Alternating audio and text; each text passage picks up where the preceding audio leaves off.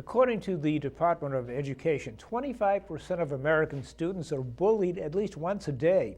Needham Public Schools are no exception. They see and understand the severity of this issue and the damage it can do to a child. Matthew Reed tells us what the school system is doing to help. With today's technology, bullying is more than a face-to-face or physical confrontation. With text messages and Facebook being so popular with kids, bullying has moved to cyberspace, and it's making it harder for parents and teachers to monitor. Well, bullying has two effects. One is the immediate effect. It can just feel terrible. It can feel very scary. It can feel overwhelming for kids. So people know about that. There's a sense like, oh, kids are kids, they'll recover. So while kids seem to recover on some level, there's some long-term implications. So we know kids who are bullied and harassed have greater use of drugs and alcohol. We know their suicidal thought and suicide attempts are elevated. So there are some really long-term effects. And obviously, on the self-esteem, it can be devastating.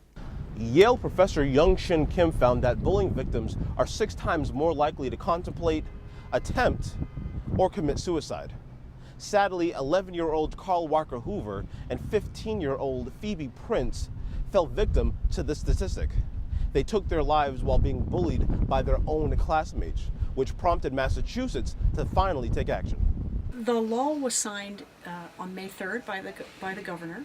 And at that point, all school districts in the Commonwealth, including charter schools, private special education schools, and public school districts, have a set of requirements that they need to meet. Our district has invested so much time and effort into developing a social-emotional learning curriculum as one of our district-wide goals that we have been working K-12 for about 8 or 9 years now on creating a school culture where we would hope things like bullying and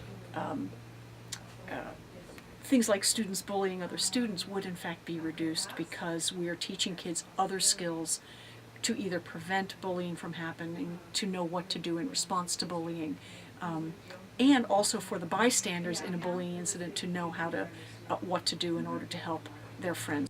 Brownback presented a bullying policy to the school committee on September 7th. The policy addresses intervention strategies and trains staff members to respond to bullying immediately. When an incident is reported, it must meet 2 distinct criteria. Is there a power differential? And are the offenses repeated? Incidents are then sent to the principal and a record is kept and parents are notified.